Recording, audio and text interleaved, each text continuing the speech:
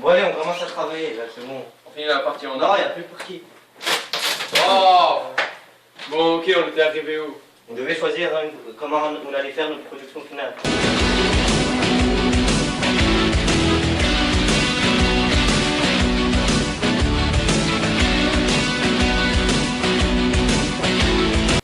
Pourquoi on ferait pas un truc du genre envoyé spécial ou 66 minutes? Un truc qui serait comme ça.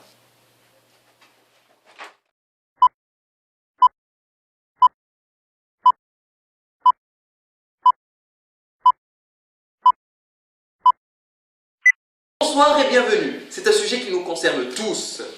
L'été approche, maillot de bain, chaleur, bronzage, plage. Nous exposons tous notre peau au soleil. Mais lui est-ce vraiment bénéfique? Le soleil est-il seulement un ami pour notre peau? Peut-il aussi être un ennemi? Comment s'en protéger si c'est le cas? Voici le menu. Les rayons ultraviolets, rayons émis par le soleil et qui traversent ou pas la couche d'ozone pour arriver jusqu'à notre peau, qu'est-ce qui se cache derrière ces émanations de lumière, quelles sont leurs propriétés et comment les distinguer? Vitamine D, effet anti-vieillissant, belle apparence, le soleil est manifestement à notre service. Comment agit-il pour notre bien? Chaque force détient cependant un côté obscur, coup de soleil, cancer de la peau, mutation génétique. Les rayons ultraviolets peuvent être en effet un cadeau empoisonné. Mais avant de commencer, nous sommes en direct de l'avenue Habib Bourguiba à Tunis avec notre envoyé spécial Mostafa Henchiri. Mostafa, est-ce que vous me recevez? Je vous reçois 5 sur 5, Hakim. Vous qui êtes sur place, que savent réellement les gens sur les rayons ultraviolets? Eh bien, Hakim, vous serez surpris de savoir ce que pas mal de monde pense. Alors, nous sommes ici, sur l'avenue Habib Bourguiba, pour avoir un panel représentatif de la société tunisienne et de différentes catégories. Nous leur avons posé la question: qu'est-ce que les rayons UV? Voici le reportage. اللي ضربت بالشمس وتعدى على الأوزون وضربت فوق البنفسجي les rayons ultraviolets بالفرنسي ما عندكش فكرة. ان هي اكتشفت انها معناها مضره على البشره نتاع العبد وسورتو على الجلده بلوتو، ونعرف اللي من تلخبط الاوزون ولات معناها اكثر تتعدى العباد الريون نتاعها او اكثر من كيكا. ميرسي بوكو. مخطرة شوية يعني تضغط على الأرض وتحرق برشا حاجات ولا تحرق ترس كل شيء وتنحي الأكسجين وتنحي والسخانة قوية برشا وحاجات. Les ultraviolets, c'est un rayonnement au-delà du spectre visible. Et les ultraviolets, comme un tas de choses dans la nature, ont tantôt un usage et un effet bénéfique, et tantôt des effets négatifs. Négatif, c'est l'exposition quasi dangereuse de la peau humaine en été sur la plage dans la tranche horaire 11h, 4h de l'après-midi.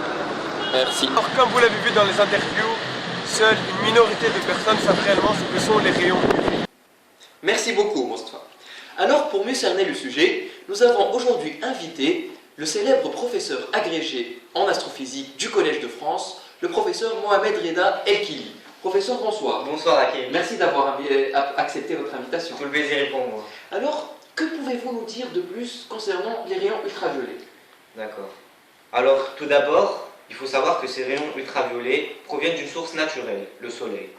Il faut aussi savoir que ce soleil transmet aussi d'autres types de rayonnements, par exemple les infrarouges qui nous procurent la chaleur, ou encore la lumière visible qui nous permet de voir. Il faut aussi savoir que ces ultraviolets peuvent aussi provenir d'une source artificielle, comme par exemple les cabines de bronzage. Il existe 3 types de rayons ultraviolets. Et justement, quels sont ces 3 types? Alors, il y a tout d'abord les UVA, qui eux ont une longueur d'onde située entre 315 nanomètres et 400 nanomètres, les UVB entre 315 nanomètres et 280 nanomètres, et enfin les UVC entre 280 nanomètres et 150 nanomètres. Il faut aussi savoir que ces longueurs d'onde sont situées au-delà du spectre visible, c'est-à-dire qu'on ne peut pas voir ces rayons. Alors les longueurs d'onde, c'est quoi? Pour vous expliquer brièvement, c'est la distance que peut parcourir une onde dans le vide entre 2 oscillations, en obtenant la fréquence grâce à une machine qu'on appelle un oscilloscope. Mais c'est très compliqué. Contentez-vous de savoir, chers téléspectateurs, que plus la longueur d'onde est basse, plus l'intensité de ces rayons est importante. D'accord. Et comment ces rayons agissent-ils sur notre corps? Hop, hop, hop, hop, hop, hop, on arrête, on arrête. Je suis pas d'accord, c'est pas assez original, tout le monde fait ce genre de truc. Pourquoi on ferait pas un truc du genre question pour un champion ou qui veut gagner des millions? Ça serait plutôt comme ça.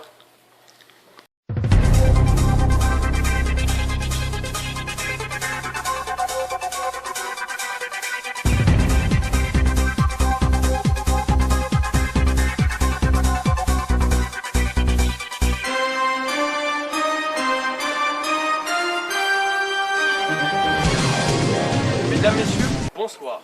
Bienvenue dans un nouvel épisode de votre émission préférée, Qui veut gagner les TPE. Alors aujourd'hui, nous aurons l'honneur d'accueillir deux invités de marque. Le footballeur professionnel marocain Reda El Kili et le ministre des Affaires étrangères tunisien, M. Hakim Feki. Nous revenons après une courte page de pub.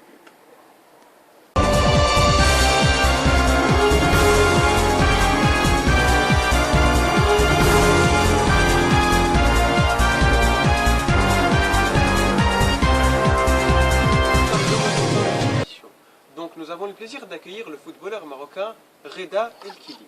Reda, bonsoir. Bonsoir à vous. Veuillez vous asseoir. Merci. Et le ministre des Affaires étrangères tunisien, M. Hakim Feki. Hakim, bonsoir. Bonsoir, monsieur. Asseyez-vous. Merci pour l'invitation. Donc nous vous rappelons que les fonds seront reversés à une association qui lutte contre le cancer de la peau. Donc nous allons commencer. Est-ce que vous avez des remarques? Eh bien, à part qu'on fera notre mieux pour gagner le maximum d'argent pour ces laboratoires. Et vous, Hakim? C'est tout, nous ferons de notre mieux. Première question. Il y a 3 types de rayons UV. Cependant, un seul ne traverse pas la couche d'ozone. Lequel? L'UVA, les UVB, les UVC ou aucun de tout cela? Écoutez, Hakim, moi, pendant mes entraînements d'été, le médecin parlait du WC et de couche d'ozone, si mes souvenirs sont bons. Donc moi, je passerai plus pour cette réponse. Qu'en dites-vous? Écoutez, moi j'en sais rien, je vous fais entièrement confiance, c'est les UVC, Mustapha. Est-ce que c'est votre dernier mot? C'est notre dernier mot. Je confirme. Félicitations, c'est la bonne réponse. Vous gagnez 1000 dinars. Passons maintenant à la deuxième question. Que permet le soleil à notre corps de synthétiser? Réponse A, de la vitamine D. Réponse B, des protéines. Réponse C, de la vitamine C. Ou réponse D, des globules blancs. Écoutez, moi je me rappelle quand j'étais petit, ma mère me disait toujours de sortir au soleil pour que ma peau puisse synthétiser des vitamines. Par contre, je me rappelle pas vraiment c'était lesquelles. Alors, on prend le 50-50. Oui, je pense que oui. Joker confirmé, 50-50. Il ne vous reste donc que la vitamine D et le globule blanc. Bah écoutez, je vais suivre ce que disait votre mère. Ça sera la vitamine D, Mustapha. Est-ce que c'est votre dernier mot? C'est notre dernier mot. Réponse D, confirmé. Bonne réponse. En effet, un effet positif de l'exposition de notre peau au soleil, c'est la synthèse d'un stade préliminaire de vitamine D. Ce stade préliminaire est ensuite transformé par le biais des reins et du foie en vitamine D. La vitamine D, vous savez, elle est extrêmement importante pour notre peau et pour notre métabolisme. Les os deviennent plus forts, on va dire, et c'est tout ce que j'ai à dire. Donc maintenant, vous atteignez le palier suivant, 2500 dinars. Donc quoi que vous fassiez, cet argent est assuré. Très bien. Passons maintenant à la troisième question. Qu'est-ce qu'on appelle l'érythème solaire? Réponse A, une pigmentation de la peau. Réponse B, un coup de soleil. Réponse C, des grains de beauté. Ou réponse D, une infection cutanée. J'en ai aucune idée, Hakim. Écoutez, si je me souviens bien de mes cours à Sciences Po, érythème vient du latin erythema, qui voudrait dire inflammation ou brûlure. Donc les deux dernières réponses, les taches de rousseur et l'infection, Les grains de beauté Les grains et de- l'infection. les grains de beauté et l'infection sont éliminés. D'accord. Donc il reste le bronze. Vous pouvez répéter? La A et la B. La pigmentation de la peau ou le coup de soleil. Bah écoutez, si votre définition est juste, je sais que les pigments c'est une sorte de bronzage, donc on partirait sur les coups de soleil. Je confirme et félicitations, c'est encore une bonne réponse. Très bien. Une petite définition au passage. Principalement causée par l'exposition aux UVB, l'érythème solaire, plus couramment appelé coup de soleil, est un des effets négatifs les plus immédiats de l'exposition au soleil. Les érythèmes solaires se définissent comme une brûlure de la peau au premier degré. Passons maintenant à la quatrième question. Le soleil permet le renouvellement de cellules cutanées, à petite dose seulement. Quelle est la valeur de cette dose? Pas plus d'une minute par jour, 3 heures par jour, toute une journée ou une dizaine de minutes par jour. Écoutez Hakim, nous revenons encore à mes entraînements d'été. Si mes souvenirs sont bons, nos médecins nous conseillaient de bien nous protéger pendant ces entraînements. Et si on n'avait pas de protection, il ne fallait pas dépasser 15 minutes sur le terrain sous le soleil frappant. Donc personnellement, je serais plus pour une dizaine de minutes. Écoutez, j'en sais rien. Je remets le destin des laboratoires de recherche entre vos mains.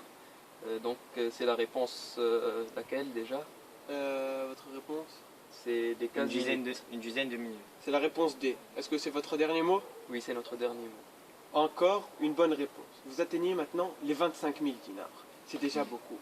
Mais concernant cette réponse, l'exposition au soleil pendant 10 à 15 minutes favorise le renouvellement des cellules cutanées. Elle a un effet bénéfique sur notre peau. Cependant, à plus de 15 minutes, elle a un effet néfaste, on va dire, qui se caractérise par le vieillissement de la peau, sa perte d'élasticité, et c'est tout, sa perte d'élasticité. Maintenant, 5e question. Cette question concerne une maladie très grave. À quoi est dû le cancer de la peau provoqué par l'exposition aux UVA et B? Réponse A, à une mutation d'un gène. Réponse B, à la destruction d'une cellule. Réponse C, à la perforation de la peau. Ou réponse D, un bronzage excessif. Écoutez Hakim, si je me rappelle bien, en première j'avais fait un exposé sur les cancers et je pense que c'était la mutation d'un gène la cause de ce cancer. Ah oui, je m'en rappelle. Je pense que c'était le gène P53 ou quelque chose comme ça. Est-ce que c'est votre dernier mot? Oui, c'est notre dernier mot. Ordinateur confirmé. Félicitations, vous avez atteint maintenant le palier des 48 000 dinars. Quoi que vous fassiez, ils sont assurés. Très bien. Donc, je vais vous expliquer ce petit phénomène. Donc, en effet, une longue exposition aux UV, plus précisément UVA et B, cause une mutation du gène P53 qui, lui, engendre une anomalie de la fabrication d'une protéine qui est censée protéger contre les cancers. Ce qui est censé protéger contre les cancers. Passons maintenant à la 6e question. Elle concerne la protection face aux UV. Attends, je suis pas vraiment d'accord moi. J'étais plus dans l'idée d'un téléachat ou d'une émission culinaire. Ça aurait été plus simple pour présenter la crème solaire. Ça aurait été mieux, ça serait comme ça. Bonjour à tous, bienvenue dans notre rendez-vous hebdomadaire créé pour vous protéger. Aujourd'hui, nous allons vous apprendre à vous protéger du soleil en vous apprenant à réaliser votre propre crème solaire. Mais avant tout, nous allons accueillir un invité de marque. Il s'agit d'un pharmacien biologiste, le professeur Hakim Fekil. Professeur, bonjour, comment allez-vous? Asseyez-vous, je vous en prie. Alors, professeur, que pouvez-vous nous dire des effets que peut avoir le soleil sur notre peau et quel est le rôle de la crème solaire? Alors, tout d'abord, Reda, il faut apprendre à bien se connaître, c'est-à-dire à connaître son phototype, qui est le critère de classement des peaux selon leur nature et leur couleur. Tout d'abord, il y a le phototype 1, qui est celui des peaux très claires et où il y a plusieurs taches de rousseur et qui sont souvent assimilées au blond et au roux. Lorsque vous êtes de ce phototype,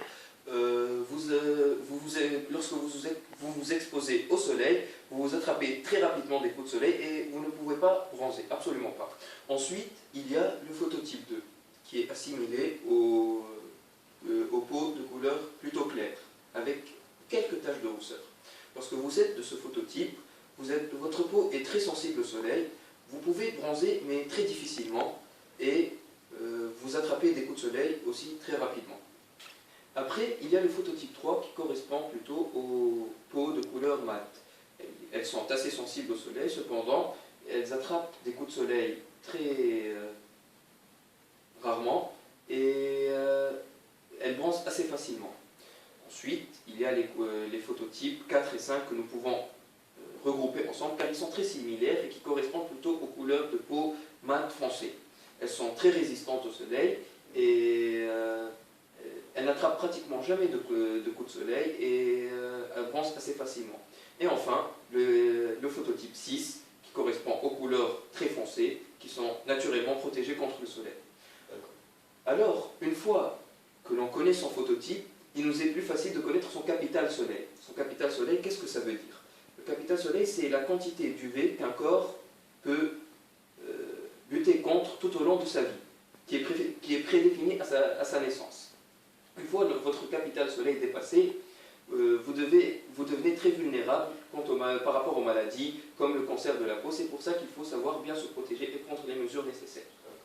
Alors justement, quelles sont ces mesures que nous pouvons prendre pour nous protéger du soleil? Alors tout d'abord, suivant son type de phototype, il faut savoir s'exposer raisonnablement au soleil.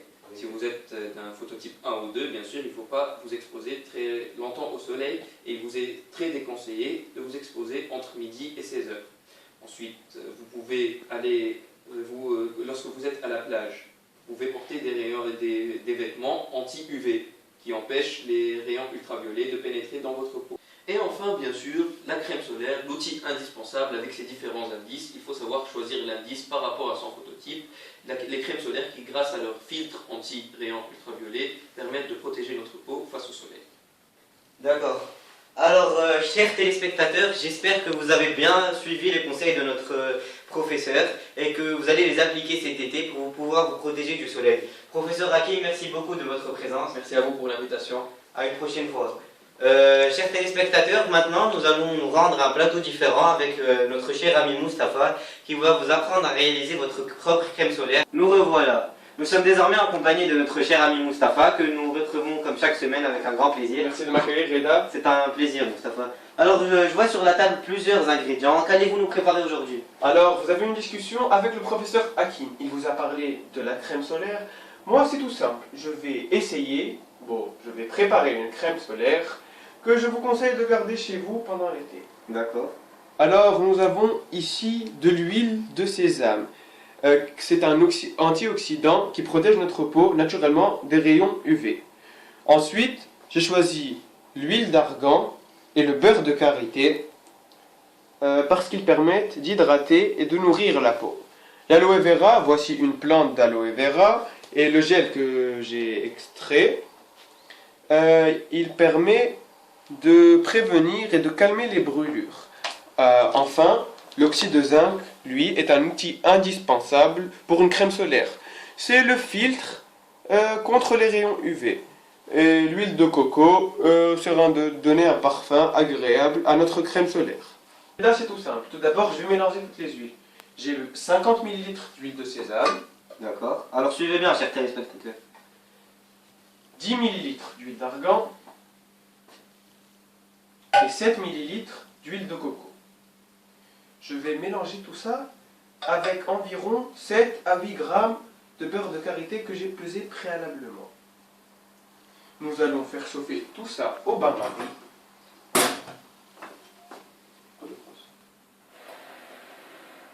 Donc le bain-marie, ça se passe comment? On va allumer le gaz.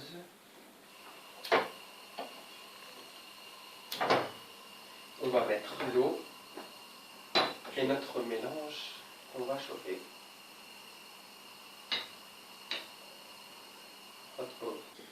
Donc, après avoir obtenu un mélange homogène, on ajoute 20 ml de gel d'aloe vera et 10 à 15 grammes d'oxyde de zinc. On mélange. Alors je voudrais vous rappeler, chers téléspectateurs, que ces produits, normalement, vous pouvez les trouver dans le commerce.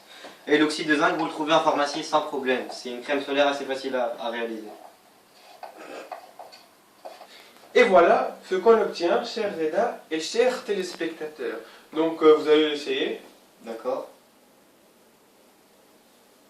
Qu'en pensez-vous alors? Eh bien, Mustapha, ça a la même texture qu'une vraie crème solaire. Et ça sent très bon. Je pense que pas mal de téléspectateurs devraient faire la même chose que vous. Merci beaucoup, donc c'est ce que j'avais à vous présenter. Eh bien, Mustapha, c'était un plaisir. À la semaine prochaine. À la semaine prochaine. Chers téléspectateurs, j'espère que vous avez été ravis de cette émission et à une prochaine fois. Oh, c'est trop dur ce genre de truc. Il faut plein de matériel et tout. Bon, allez, on se revoit la semaine prochaine, les gars.